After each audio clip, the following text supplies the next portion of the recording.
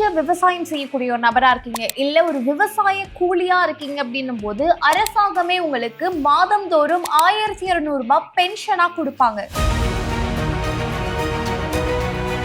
அது மட்டும் இல்லாம இந்த திட்டத்தின் கீழே நீங்க ரெஜிஸ்டர் பண்ணிருக்கீங்க அப்படின்ற பட்சத்துல உங்களுக்கு மட்டும் சலுகை கிடைக்காது, உங்க குடும்பத்துல இருக்கக்கூடிய எல்லாருக்குமே சலுகைகள் கிடைக்கும்.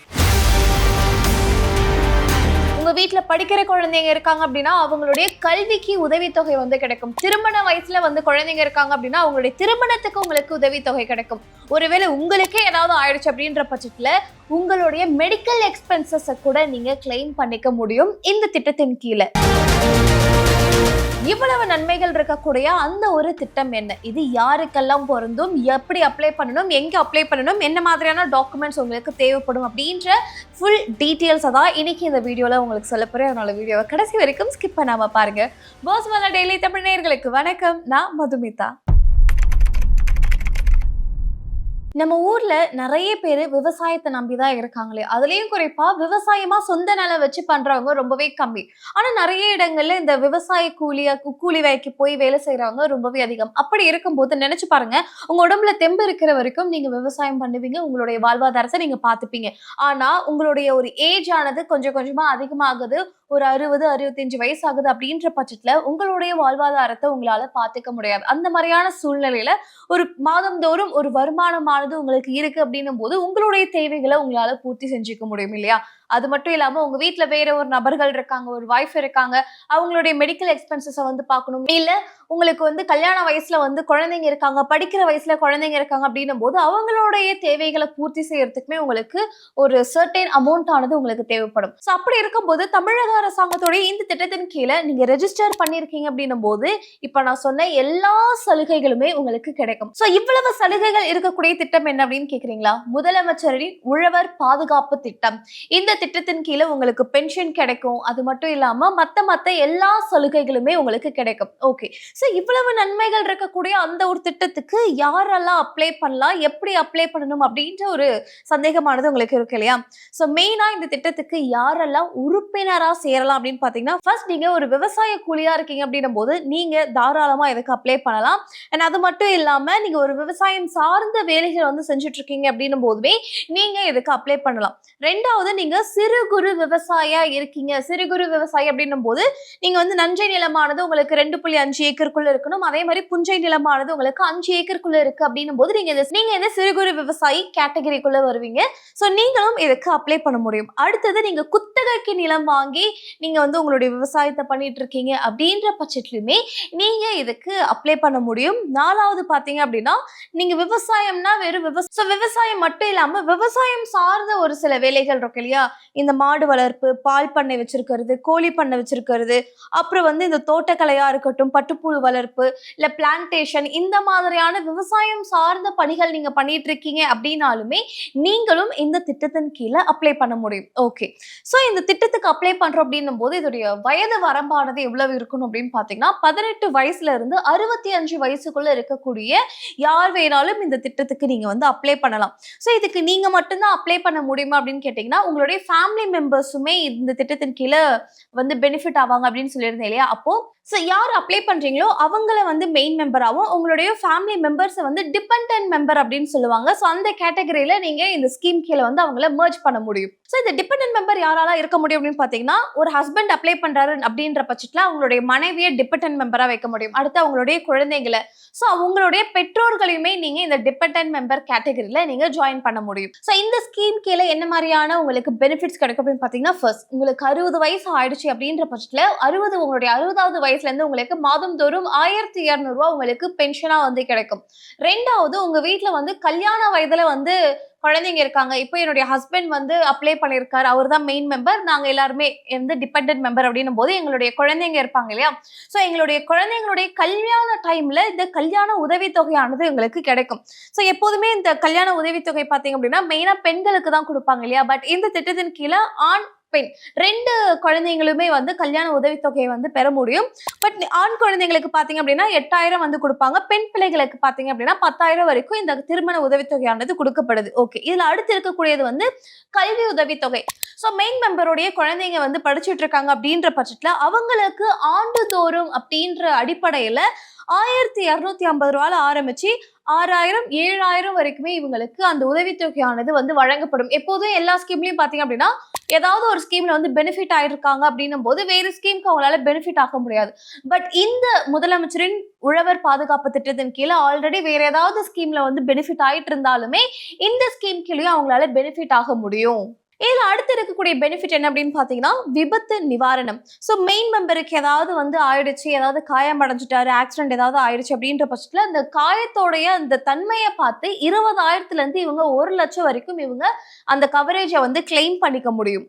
ஒருவேளை அந்த விபத்துல அவர் இறந்துட்டாரு அப்படின்னும் போது ஹோல்சமா இவங்க 1,00,000 வரைக்குமே இந்த கவரேஜை கிளைம் பண்ணிக்க முடியும். அது மட்டும் இல்லாம ஒருவேளை இந்த மெயின் மெம்பர் இறந்துட்டாரு அப்படின்ற பட்சத்துல அந்த மாதிரியான நேரத்துல இவங்களுக்கு 20,000 வந்து உதவித்தொகை வந்து வழங்கப்படும் அப்படின்னு சொல்லியிருக்காங்க.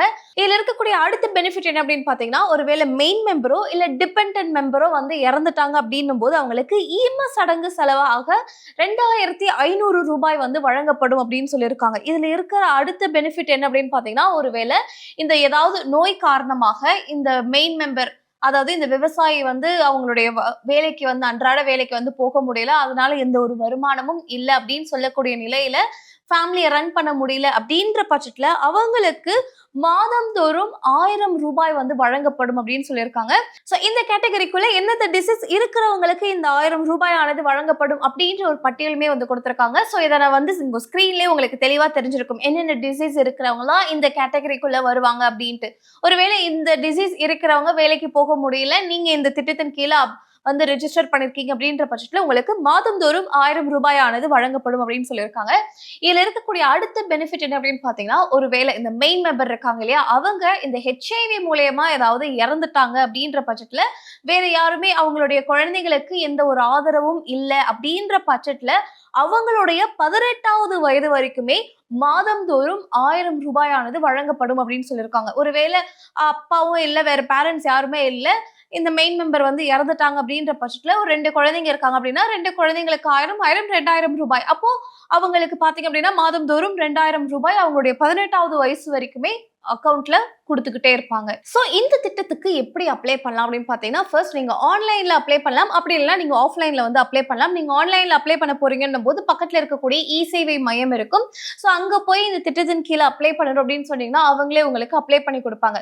ஒருவேளை அப்படி உங்களுக்கு பண்ண தெரியல அப்படின்னு சொல்லக்கூடிய பட்சத்துல நீங்க ஆஃப்லைன் போறீங்கன்னும் போது உங்க பகுதியில் இருக்கக்கூடிய தாலுக் ஆஃபீஸ், அப்புறம் ரெவென்யூ டிபார்ட்மெண்ட், அப்படி இல்லைன்னா சோசியல் செக்யூரிட்டி ஸ்கீம் ஆஃபீஸ் இருக்கும் இல்லையா, ஸோ அங்கே போறீங்கன்னும் போது அவங்க உங்களுக்கு அப்ளிகேஷன் வந்து கொடுப்பாங்க, ஒரு சில டாக்குமெண்ட்ஸ் வந்து சொல்லுவாங்க, அது எல்லாத்தையுமே நீங்க ஃபில் பண்ணி சப்மிட் பண்றீங்கன்னும் போது இந்த ஸ்கீம் கீழே நீங்க எலிஜிபிள் ஆக முடியும். ஓகே, ஸோ இந்த ஸ்கீமுக்கு அப்ளை பண்றதுக்கு உங்களுக்கு என்ன மாதிரியான டாக்குமெண்ட்ஸ் ஆனது தேவைப்படும் அப்படின்னு பார்த்தீங்கன்னா ஃபர்ஸ்ட் உங்களுடைய Aadhaar card, ration card, smart card, age proof, bank passbook, அதே மாதிரி passport size photo, mobile number, அப்புறம் உங்களுடைய லேண்ட் டீடைல்ஸ். ஸோ சிறு குறு விவசாயியா இருக்கீங்க அப்படின்ற பட்சத்தில் உங்களுடைய லேண்ட் டீடைல்ஸுமே நீங்க சேர்த்து வந்து இதோடய சப்மிட் பண்ற மாதிரி இருக்கும். பட்டா, சிட்டா, அடங்கல் இது எல்லாத்தையுமே நீங்க சேர்த்து சப்மிட் பண்ற மாதிரி இருக்கும்.